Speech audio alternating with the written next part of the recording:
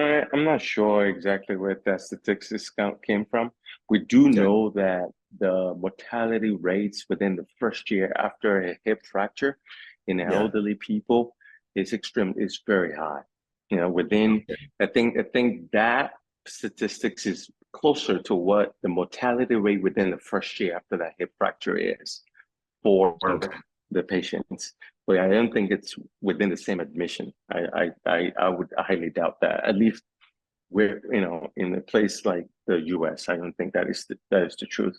Now I don't know the specifics for Nigeria at this time, but the I think the key element to take from that is just that Mhm. the mortality rates after a hip fracture are very high. No questions. Why is that so? I mean, simple. It's a simple fracture. In our minds, it's a simple fracture. Why is it that the rise rates are It's high? so it's not a simple fracture. You want to Okay. know why? Why? When I, when when when someone falls, mhm. right, and they break that hip, they actually become very deconditioned very fast because usually if they fall and break that hip, particularly in a place like Nigeria, it may take a few days before they get fixed, right? If Mhm. it's taking a few days before they get fixed, guess what? They are now at a high risk of blood clots, DVTs. Right. They, Deep process. right?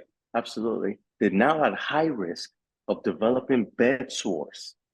So all these diseases are recumbency, right?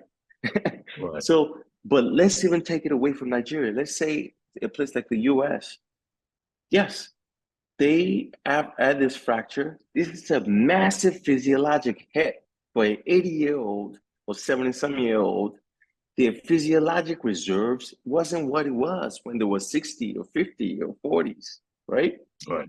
Right. So, so, so typically, this is a big physiologic hit, and now their body has to respond.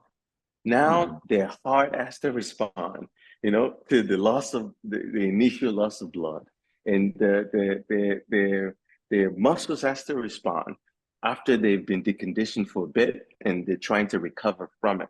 So all of these things, and sometimes also if you want to think about it, by the time people start falling and having these fractures, sometimes there are underlying medical issues that are predisposing them to this fault, right? Right.